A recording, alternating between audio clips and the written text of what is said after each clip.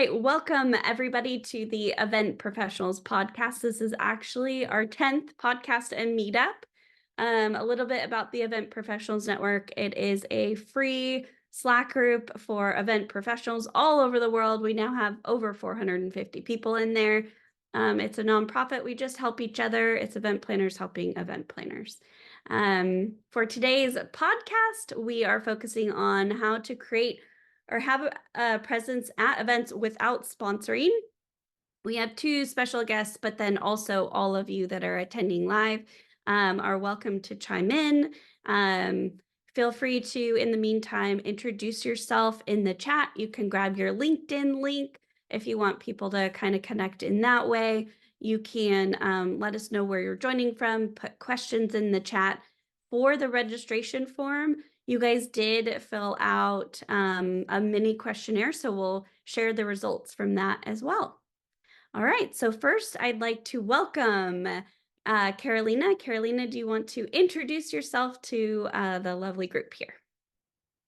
Hi, everyone. I see some familiar faces, which is so exciting. I'm Carolina, so I head up events and field marketing at Cortex.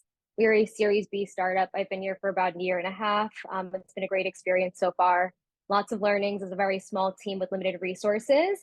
But prior to this, I was at Datadog on their events team. I was there for 6 years. I joined pre-IPO, saw it grow from 100 employees all the way to like 3,000 people by the time I left. So I've kind of seen it all. Really excited to be here and to meet you all. Perfect. Thank you. And then we have Miss Mia as well. Mia, you want to introduce yourself? Yeah, for sure. Hi, everyone. I recognize some of you, and then some of you are new faces. So hi, nice to meet you all. I'm Mia. I work on Lisa's team here at Gregory Event Services. I've been with Lisa for about 2 years, coming up on 2 years, which is really exciting. So I help all kinds of different clients, some big ones, some small ones, on all things events. So kind of seen full gamut of events. And then before this, I was doing field and event marketing internal at a few small startups.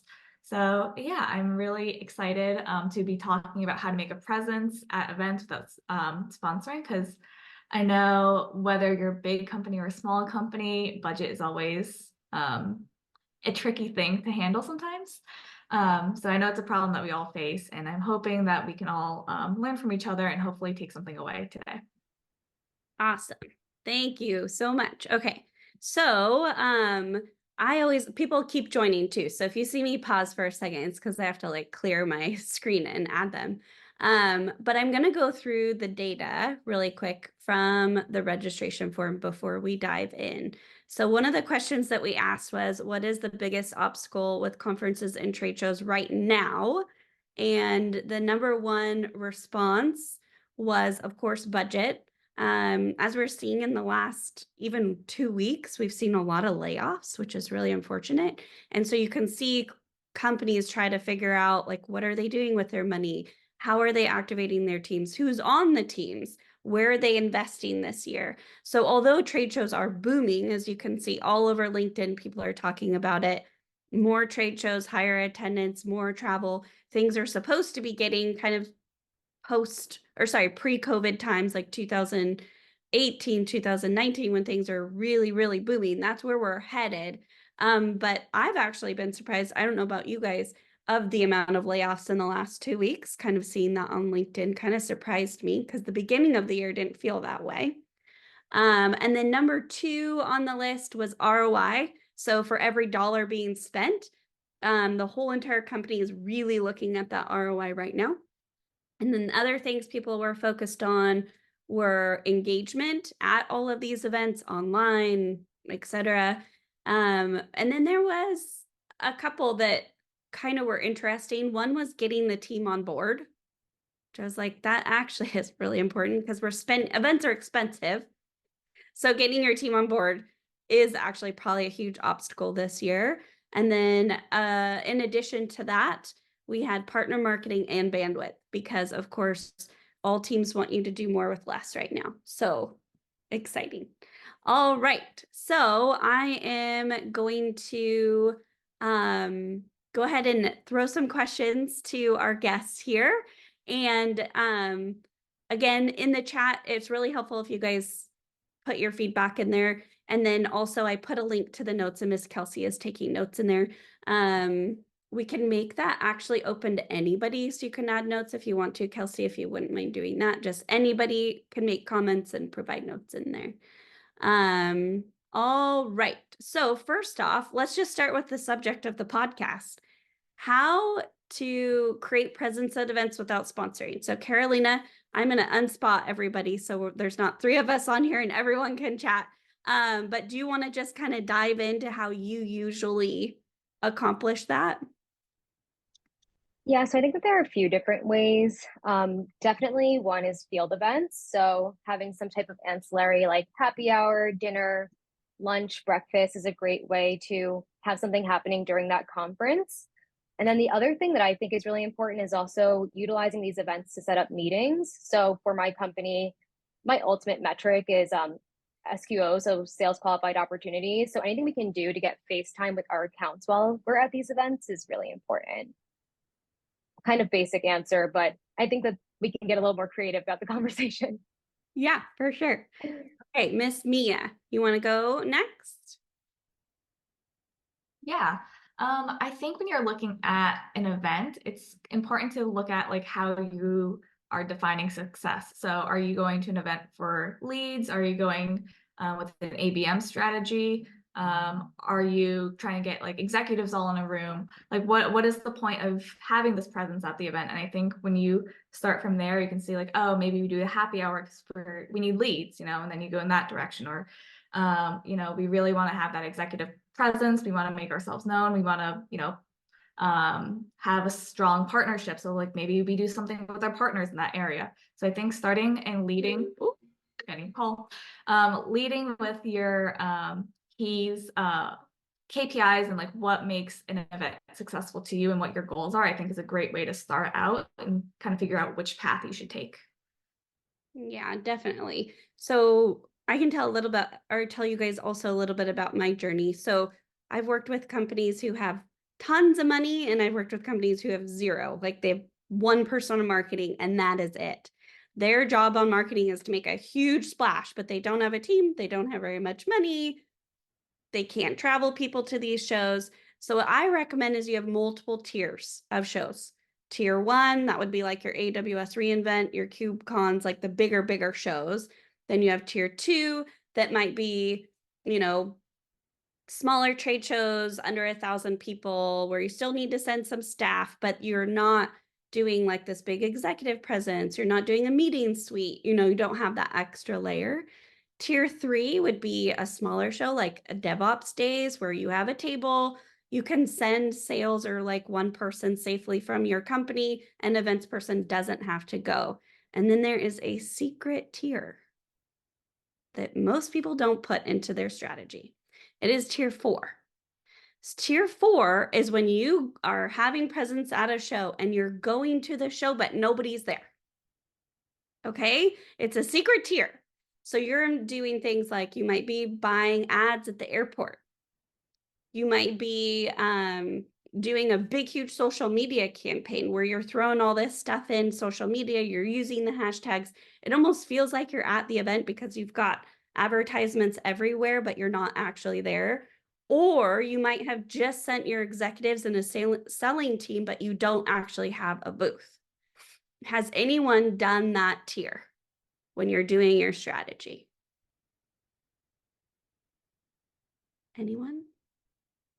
Okay, so that's the new tier. It's a secret. So if you've attended this webinar, now you have a new strategy component to add to your event strategy. It's called tier 4.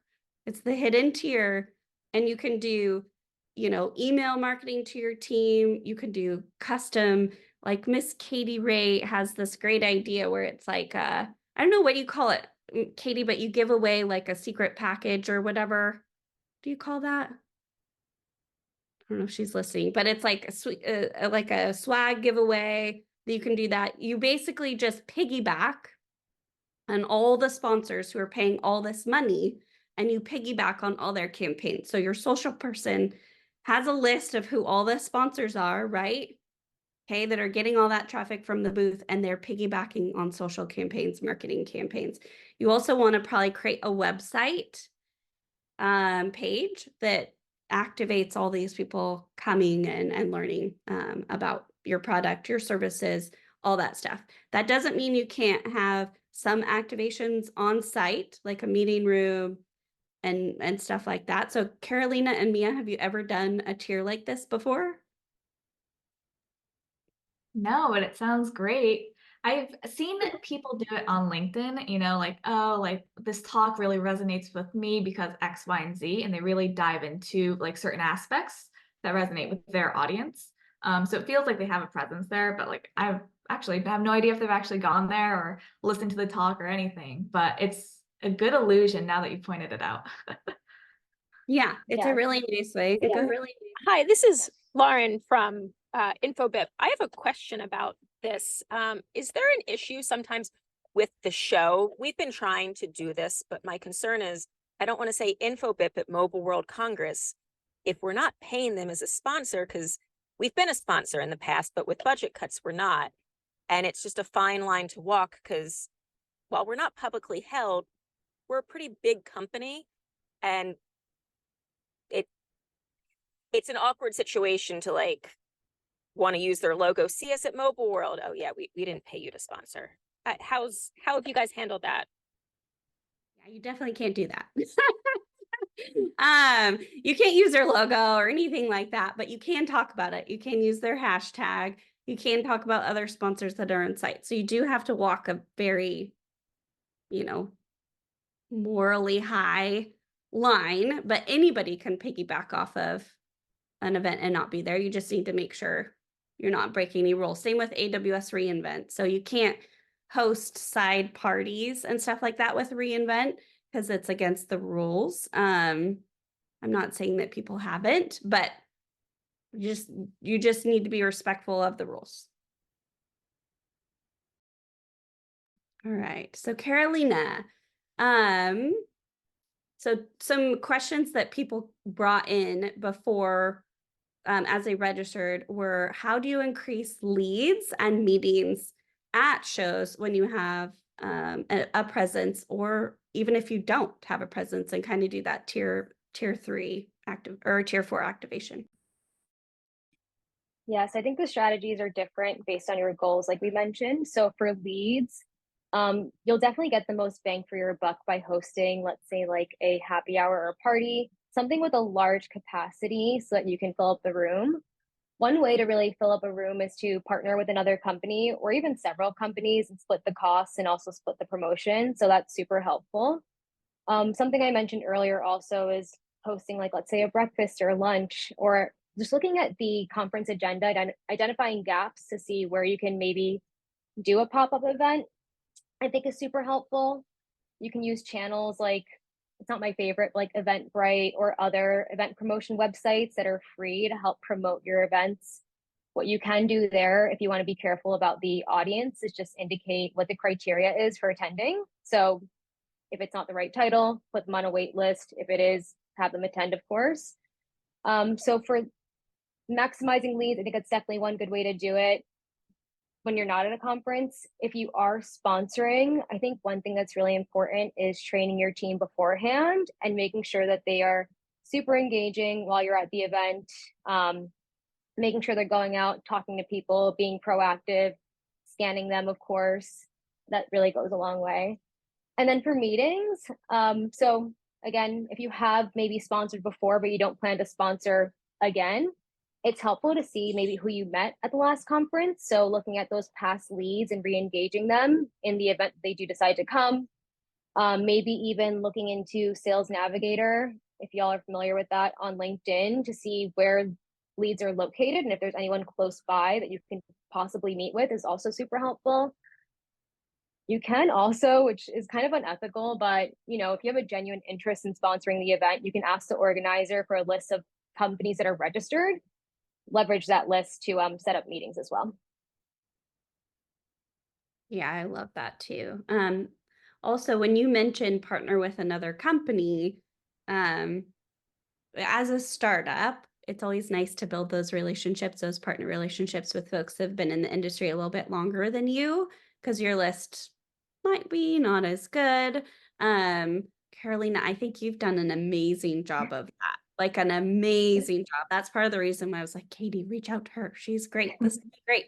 So tell us about because you were at Datadog that was just like massive. You did all these events and you had so much experience doing that. And then you got hired at a smaller startup. Tell us about that experience.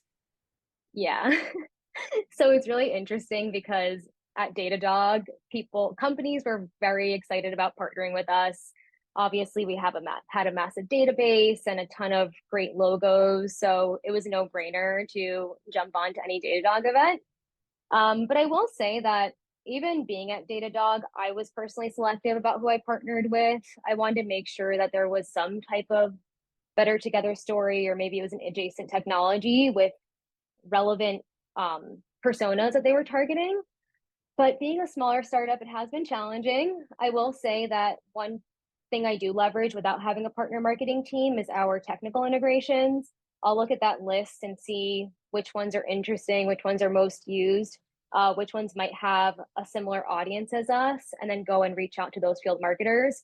I have to say the EPN network has been super helpful in just like making connections and making it super easy to reach out to people. Yay, that makes my heart happy. Yes. And people always wonder, how did we grow this group from 400 from like 15 people to 450? Y'all, I walk from booth to booth to booth at shows, inviting people to come to this group. That's how. So if you know of anyone in the industry that wants to join, please invite them. And the link to do so is in the general channel. It's just pinned. I'm out of invites because of that. But that's great, Carolina. It's been really great to watch what you've accomplished too with this new company. I mean, it's been really great. I hope I'm sure they are very grateful to have brought you over. All right. And Miss Mia, do you want to answer that increasing leads and meetings? Yeah, so one thing that I've seen some clients do more recently, and I think it's a really great strategy, is they look and see who the other sponsors are at the event, and see if they're friendly with any of these companies, if they're partners, adjacent technologies, whatever, and seeing if they're doing like talks at the booth, because that's a popular thing, especially at larger trade shows, and seeing if you can participate in those talks. Maybe you say like, I would love to have like the leads from these talks, or do some kind of partner thing there and kind of leverage their sponsorship at the booth. And from what I've seen, it's been really successful for some of our clients, especially the ones that are like in that startup stage, but now they're aligning themselves with these bigger companies, these bigger logos. And literally you're on the floor with the crowd, with an audience. And I think that's a really great strategy as well. Yeah, that's awesome. So we're going to pause here for a second. Anyone have anything else to add when it comes to increasing leads and scheduling meetings?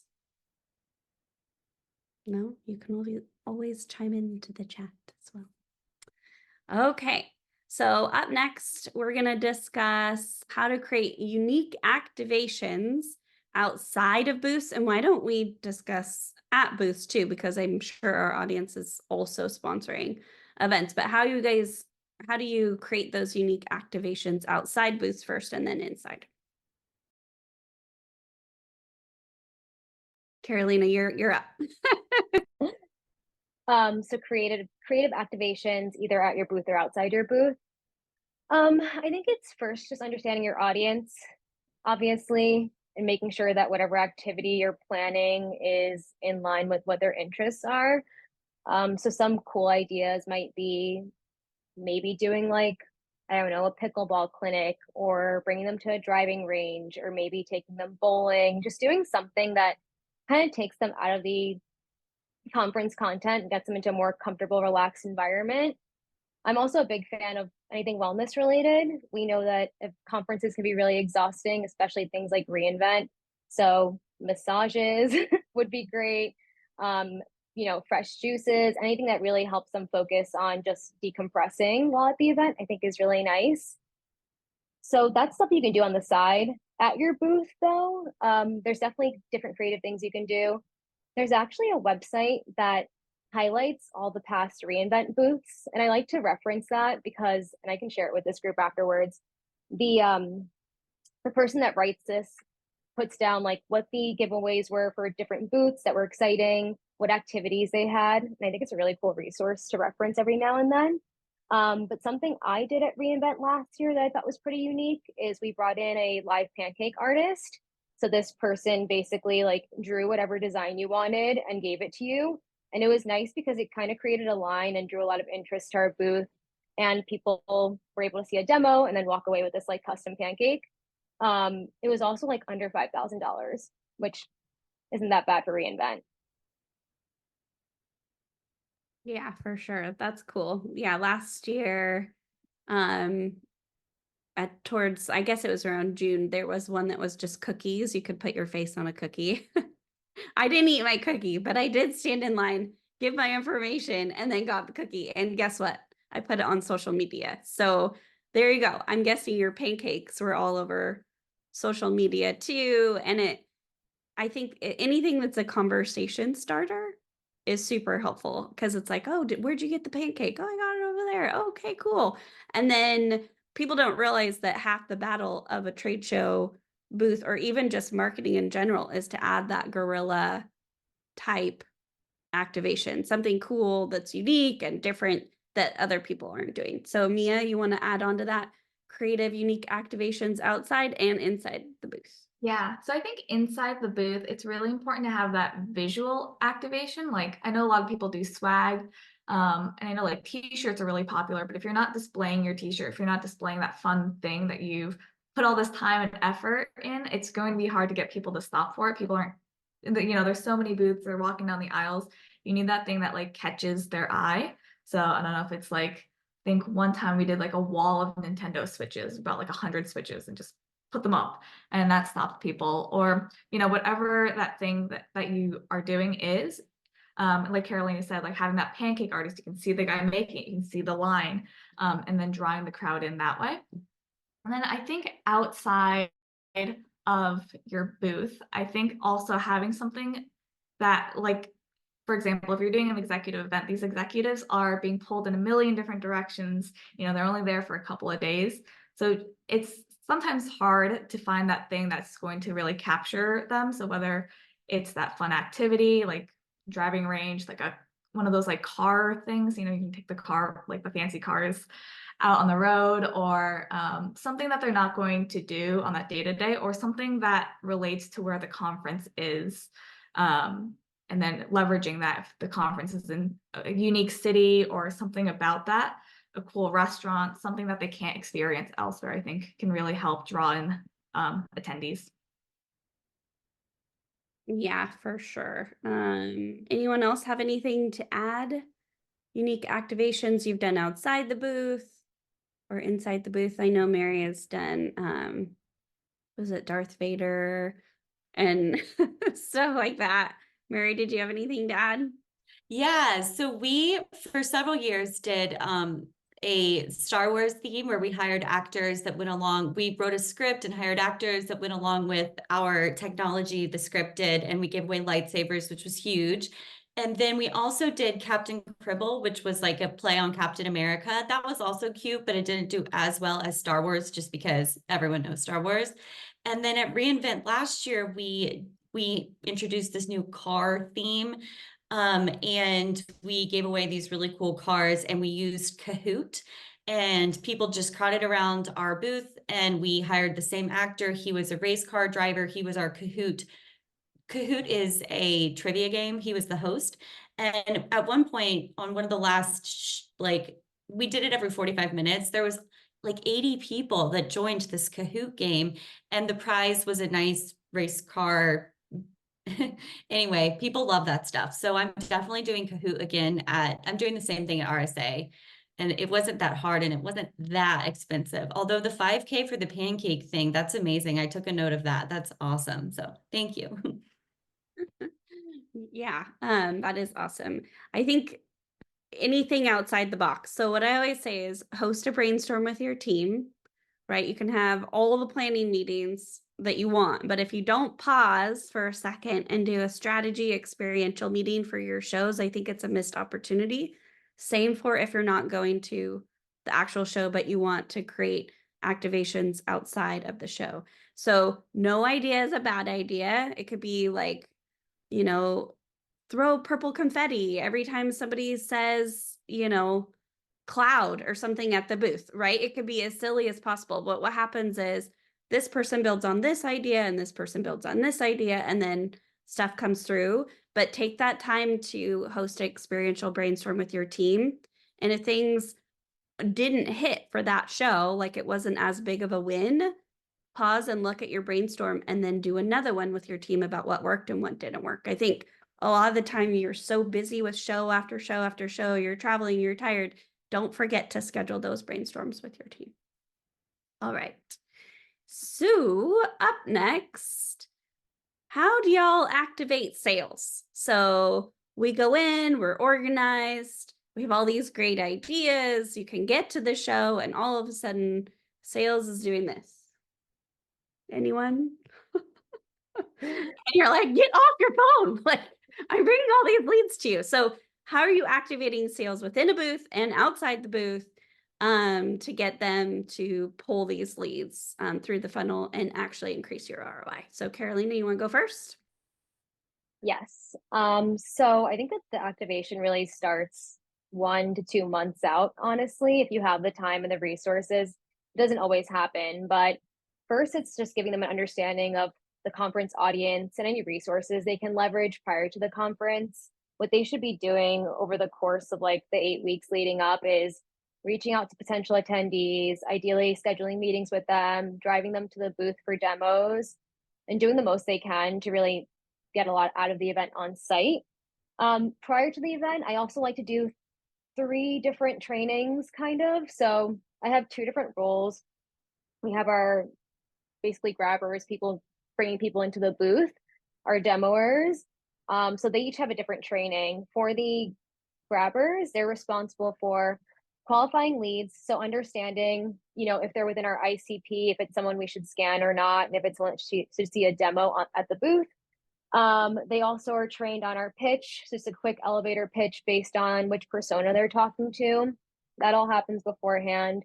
I also like to set expectations on what we want at the booth. I encourage them all to be engaging, to stay off their phones, to make sure they're not doing any other work at the booth. I give them plenty of breaks so that they can accommodate for that. But I think it really just starts beforehand to avoid those awkward conversations on site when people are on their phones. You have to tell them to get off. They know in advance. There's also like no chewing gum and eating. And we just want to make sure that it's a strong reflection of the company as, us and how we show up. So that all happens beforehand. The demoers, it's pretty straightforward. They understand that they have to go through a quick, like 5-minute run through of our product. And then everyone should be prepared to identify hot leads and flag them as soon as possible and schedule a follow-up with them. So those are the expectations I set in advance.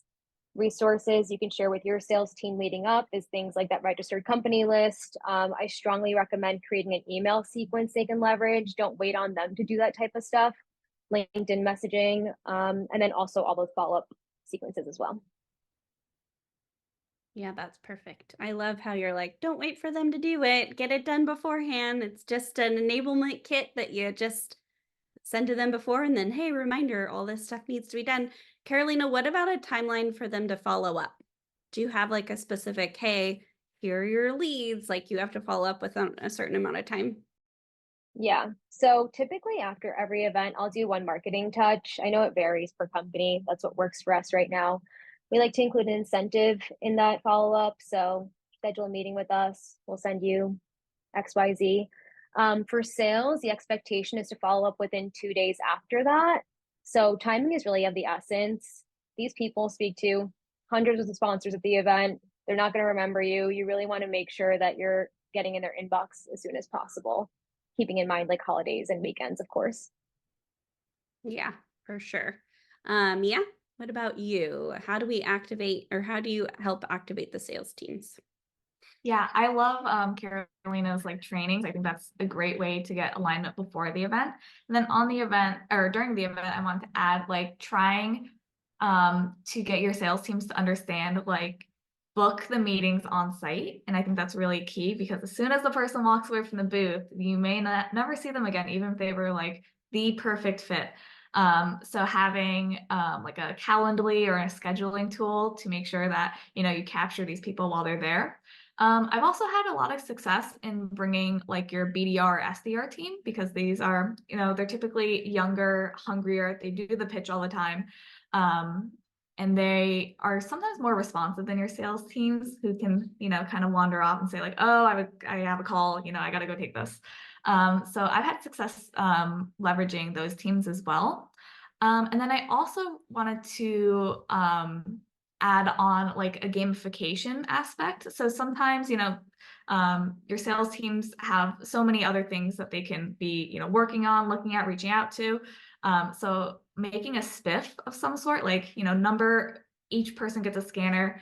Whoever has the most scans at the end of each day gets a prize, or whoever sets the most meetings at the end of the conference, something like that.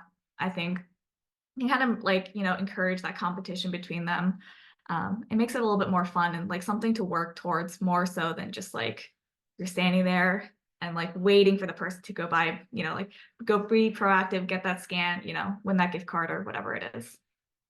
Yeah, for sure. I think competition with sales is always, they love it. They'll get into it. Other things that I like to do is download the list at the show. So at the end of each day, download that list, make sure they're going in and putting their notes. And then another thing I do is if there is a lead that is like killer that you're like, this is super qualified. I know this might be creepy, but I take their picture. I take a picture of their badge. I really do. I'm like, wait, don't go anywhere. Then for sure I know, that if as I go through my notes, that for sure you're not going to miss that lead. And same for if there's any other activation, like maybe there's a partner that you want to, partner with at some point. And then I go through and I take look at my notes and then go into the lead list and make sure that everything is updated in there. For not being at a booth, for activating sales and stuff like that, I think Carolina's follow-up emails and having those drafted and ready because you will get leads. Now, how are you getting leads if you're not at a show? Does anyone know how I usually do this? Anyone? Giveaways, a website. So you have to have a web page. So, right, like if you're going to be targeting people for reInvent, but you're not at reInvent, you need some sort of page with the QR code or whatever as you're doing your stuff to get them to go to your page and then activations at your page. So it could be enter a giveaway, it could be schedule a meeting, kind of the same kind of process for an on-site booth, but you're creating a web page and trying to accomplish that same thing with social media and stuff like that. So those leads are going to come in, they'll need to be qualified, and then you'll need to help explain to sales how you got those leads and how they need to follow up because it's a little bit different. Has anyone done that before? Just the website social? No, now you can try it in your back pocket. You can also look and create the same page for the whole year, and then your website team can pull the traffic for the year, right? So for reInvent, hopefully your traffic goes up, and then see how that goes. You can add demos, white papers, whatever will help activate the audience. If you have something fun and playful, like maybe you have, like Mia has a client that is based by the ocean, right? So maybe every time you come to the website, there's like a mini game or something that you can play that has to do with that. And then, I don't know, like at shows too, there's basketball hoops or spinning the wheel, or it's kind of like that pancake thing, but you can bring that and put that on your page. So it's kind of the same type of activation. All right. And we just had a new person join. So welcome to the new person, Circle CI. All right, so we talked about this a little bit earlier, but how do you leverage partners with ancillary events, whether you're sponsoring or not? I don't know if we want to dive into this a little bit more, if anybody has anything to add, but just want to pause because this was a big thing for folks as they were registering. So Carolina, do you have anything else to add as far as leveraging partners and doing ancillary events? I'm definitely not an expert on this topic, but what I will say is that if you can connect your AE with their AE to do account mapping, I think that definitely goes a long way. You never know, there could be a customer that you have that they're going after and vice versa. So that's a really strategic way to approach it. But yeah, that's really the first thing that comes to mind. How about you, Mia?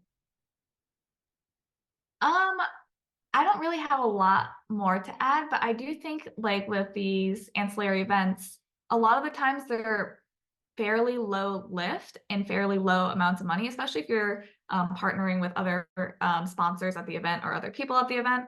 And I think they do make a big impact. And I think generally it's good for like morale and camaraderie because sometimes you're like, oh, I'm at this event, it's 8 hours, but at the end of the day, you kind of let loose and mingle. And I think it's just nice to have. It's something that people can look forward to outside of a trade show booth. Yeah, for sure. So a person who does this really good in our event professionals network is Ricky. So I don't know if anyone knows Ricky, but he has done a podcast / meetup with us before. It's RICKY. So if you want to find him in the event professionals network, but he doesn't always sponsor the booth. So in his strategy, he has party with all these other partners. And he says he kills it on his leads. So imagine you're partnering with 3 other partners. There's 4 total. You all are reaching out to your list. People are registering like crazy to go to these parties. That's way more leads. And just like Carolina was saying, you might have some of the same targets. So you could connect your AEs, which I love that. I've actually never done that. That's a great idea. Then you can split the work amongst a few different event planners, but really you're reaching, way more potential people to come. And with events and parties, it's on flow. So sometimes people can't get in, which is not good. So don't overbook your event. People get grumpy, but the amount of leads you get is phenomenal, right? And then you have to figure out, okay, well, I didn't have an activation at a booth, right? I met them at a party. So how are we going to give these leads to sales? Because a lot of them are cold. That's where you would team up with your AE and go through your customer list or your prospect list and kind of target those folks first. You could look at if your target is Fortune 500 companies, you could sort it that way, but you're going to need to come up with some sort of strategy on how to get those leads over to sales. Depending on your product, you may have more success with that kind of strategy than others. It just depends on your target audience and your sales cycle. Carolina and Mia, have you guys done that before? And have you had a lot of success? Just curious. We'll go Carolina, or I guess Mia. Mia, you go first. Oh, I was just gonna say I don't think so. That's what I'm always gonna say.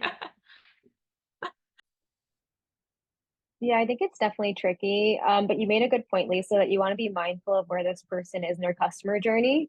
So there's a lot of education, I think, that needs to go into these leads and nurturing before you approach them about like scheduling follow-up or something like that. So I think just educating your AEs, making sure they're aligned on how they should be following up is super important. Yeah, so come up with the party idea. Tell your team you're going to get a lot of leads, but you need strategy. Don't just spend the money, get a bunch of leads and not have the strategy. That is the key. Otherwise, I mean, actually your head of marketing will be very happy because then, they'll get all these leads, but don't forget the strategy part. All right. So up next, we have a question about staff and attending events as a small team. So, what do you recommend there? Because taking people out of the field, right, for a really long period of time can be hard for a small company, but you still need to go to these events. What's that delicate balance? When do you start going to shows versus not going to shows with super smaller teams? And then as they transition into the bigger teams, what does that staffing look like? So Carolina, you're probably super qualified to answering this one. Oh my God, way too qualified. We are very careful about the number of events we'll sponsor in any given month and at any given time. just knowing that there's only 2 field marketers at the company. We have a very small SE team and sales team. So I think just like making sure we're not overlapping or going like to too many events back to back is really important. Something else I started doing is ideally like I would want an SE at an event or an AE, but you can also train other people at your company to attend events. So we're even like leveraging our engineering team right now. They might not be the most outgoing or salesy, but at least they could speak to the product, and we put them through a training that makes them feel comfortable beforehand. So I think just like looking at other resources at the company is super important. And then really being mindful of like how many people do I actually need for the expo hours and the number of days that we have. Yeah, because each show is a little bit different. So, with smaller companies, even sometimes I'll say, okay, we'll have our, evening reception group fly in, then day one, and then that team goes out and a new team comes in. Always look at who's local. So, like Carolina was saying, there could be somebody in HR, there could be someone else on marketing or something that's local. Don't hesitate to find out who's local in that area and pull them in as a consistent thread throughout the entire show. But and then I always look at who's coming international.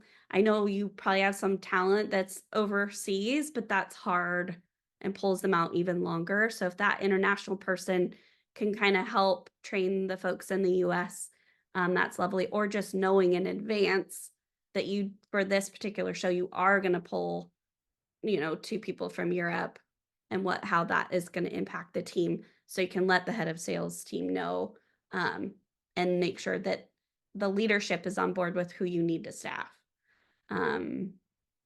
Anyone else experience that where you're like, hey, we signed up for all these shows and marketing approved it. Now I get to take all of your humans out, and the leaders are like, oh, no, you don't. They're not going anywhere. And you're like, yeah, we need to support this. And they still are like, nope. Anyone been there? Not exactly, but I do have a client that's in a very similar situation where they've been going through a lot of changes. So they have like 3 people who will travel to shows, and like that's it. But they still want to have a presence at like your reInvent, your CubeCons. So what we're doing is we're looking at these events and saying like, which ones do we need to have a presence at? Like, so we need to be at reInvent, we need to be at CubeCon, and making sure that those are in first, and then seeing like which events are local to these 3 people that they can go to, and then between that, we're looking at the calendar and saying, so these are what's viable for a team. How can we supplement the months that are in between? Do we do a webinar? Do we do a local meetup? How can we still get like those marketing leads into the funnel without necessarily pulling people out of their homes? Do we do a virtual event one month and see how that goes? So we're really trying to play with what's actually possible versus like what's our big idea, and trying to meet somewhere in the middle. Yeah, that's great. That helps your budget too. I'm taking notes in here just because I want to keep you guys engaged. Hopefully you're reading them. And Miss Kelsey is too. Anybody else have anything else to add on how to activate sales and how to leverage partners, ancillary events? No? Okay, great. Staffing your team is an art. It's definitely an art. So I don't know if everybody knows this, but I worked at a startup that was just itty bitty. I think I was like number 75 or something like that, which is actually quite large. But I was number 6 on a marketing team. And I don't know, maybe we had like 10 trade shows. And then we got to the point where we had 75 global trade shows a year. And so when you're growing that quickly, trying to get people to staff and figuring out where your budget is and all that stuff, it can be a challenge. Plus Q1 might look very different than Q3 as far as your hiring plan, your revenue goals, all that stuff. So talking with your manager and making sure your manager is talking to all the other executives is key. I think sometimes marketing can work in a little bit of a bubble and we get our budget and then we're like, great, we're helping all these people, but we don't realize that maybe those conversations aren't happening throughout the organization. So that would be my tip, is to get your team engaged, but also making sure that your boss is communicating. Not all VPs or CMOs are created equal. Just throwing that out there. All right. So now we're going to chat about getting noticed while competing against larger companies. So y'all been there where you're a small startup. You don't have much going on, but then you're competing with all these big companies. How do you stand out? Carolina, you are also very qualified to talk about this.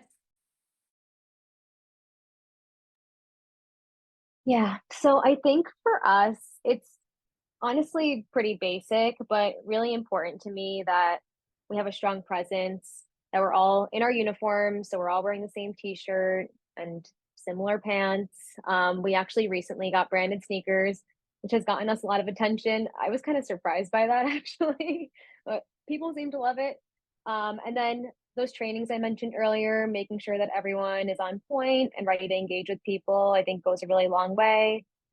Something that we experimented with last year that I actually didn't love was a spinning wheel. So we had a bunch of prizes and people could spin the wheel to win after they saw a demo. I just feel like it attracted the wrong type of leads, I'm going to be honest.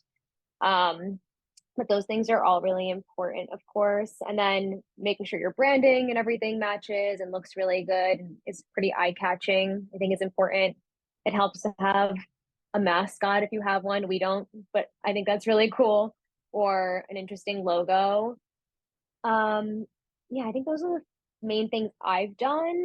In terms of what I've seen other companies do, at reInvent 2 years ago, I saw someone had a Tom Cruise stunt double, and like I couldn't stop looking at him. It was so cool, and it definitely got them a lot of traffic. So that's something to keep in mind. At this past reInvent, I think it was Splunk did a bucket hat personalization station. So they had like a live airbrushing person putting your name on the hat, and that also got them a lot of traffic. Yeah, I think being different for sure stands you out. What about you, Mia? Yeah, so I think with this, to make yourself look bigger, I think if you get your brand in the most places, that kind of makes you seem bigger than you are. So if you can have like that airport ad, or you can have like ads on like buses or taxis or wherever, so people are just constantly seeing you in the venue, but also outside the venue. And then I think this was at reInvent probably 2 years ago as well. This one company had these like luggage tags. And so people were putting these luggage tags on their bags. And if you were like, if someone saw you with a luggage tag after like the second or third day, I think then you got like a prize. So all these people were walking around with these bright yellow tags, and there's like everywhere. So kind of like expanding your brand and your presence and like having people wear you like around. I think that was really cool to see. Just how one, like it was a 10 by 10 booth, but like their brand was around all of Las Vegas that week. Yeah, no, that was great. There's one at KubeCon, and I don't know if you guys have ever seen something like this, and I wouldn't recommend it, but it did it did make everyone pause. The whole booth was like, "Do you want free pizza?" That was the booth. That was about it.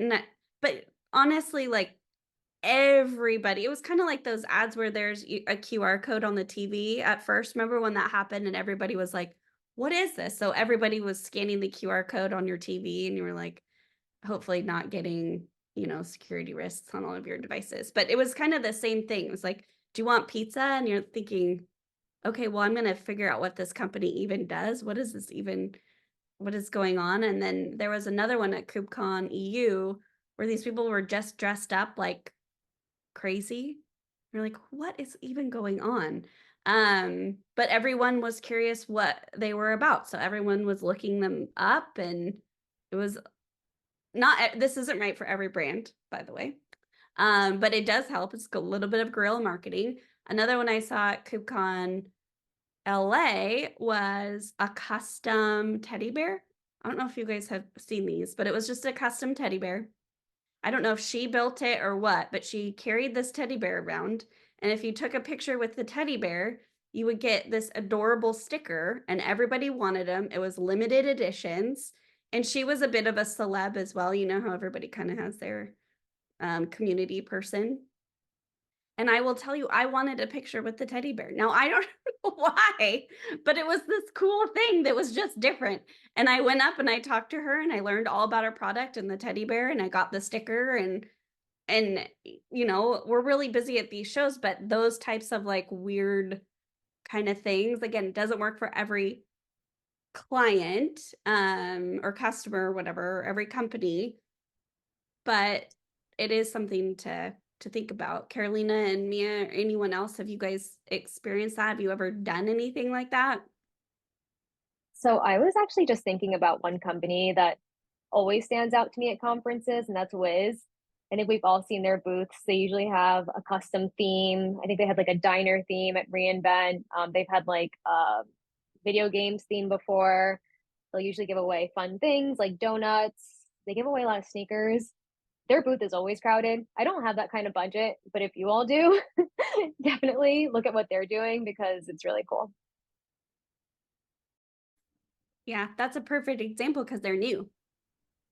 Yeah, they just popped up. We work with HashiCorp, and I was like, who is Wiz? And then all of a sudden I see Wiz everywhere. And then I see old past coworkers are going to Wiz and working for Wiz and all these trade show stuff. And I'm like, they popped up very quickly.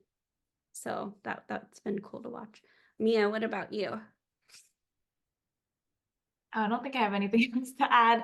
But I do think if you can, yeah, make yourself make the booth as engaging as possible. I think that's big. And then also if you have like a cool giveaway that people are going to like walk across the trade show booth floor, like where'd you get that? Like we were at KubeCon this year, and one of my clients was giving away stuffed animals, and they were like adorable, and they actually weren't branded. We just put like little tags on them.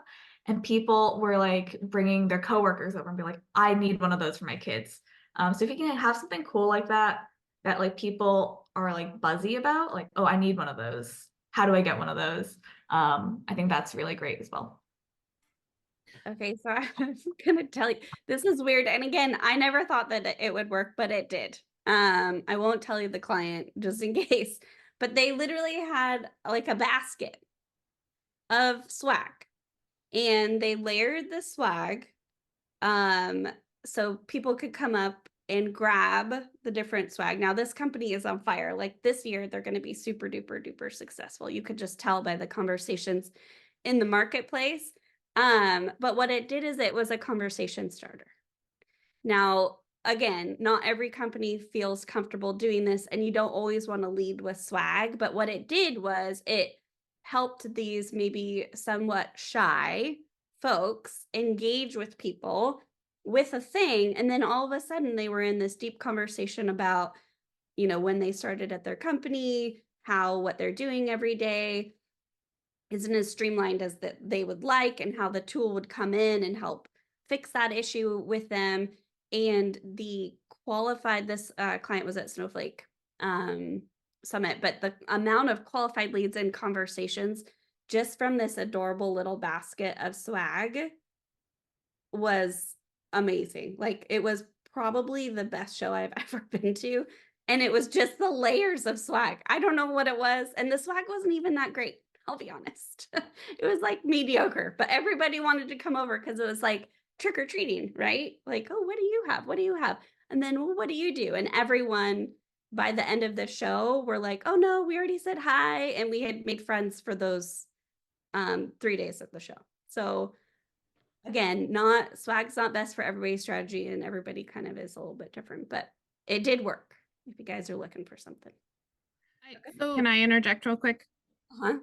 So I think a lot of the like super fun new ideas are really great, but I also want to emphasize that if you have something that works, Like if it ain't broke, don't fix it. And the best example of this for me would be Kong, and I will call them out because I think they do this a really good job of this. The design team at Kong has done an amazing job of creating a version of their logo for every show, and they've capitalized on this with their t-shirts. And so I've been working with Kong like for 4 years now, Lisa, 3 years. And their t-shirts are collector's items, and for lack of a better term, like people go to the shows and they go to that booth for their shirts. And so I think if you can identify something that that people love, and you have a team that's behind like doing it, something of a version of it for every show, that can be a really successful strategy as well. So it doesn't always have, it can be like a new and improved sort of thing, but it doesn't always have to be like a big and flashy thing if you find something that works. Yep. Yeah, like Stacy's on there. Hi, Stacy. Saying the sticker thing. All right, we are at time. I want to be mindful of that. I know y'all have other meetings and things to do. Carolina, thank you for all of your wonderful ideas. Again, she's in the Event Professionals Network. Please ping her if you have any questions, and same with Mia and the rest of the team. Mia, thank you so much for taking the time out of your day. Mia also hosts yoga with our team sometimes on Fridays. So if you want to join for a quick 30-minute refresh, starting your weekend off right, definitely ping her and ping me. And thank you to everybody who's going to watch this later. If you aren't a member of the Event Professionals Network, please ping us. We'd love for you to join. All right. Thanks, everybody. Have a great day.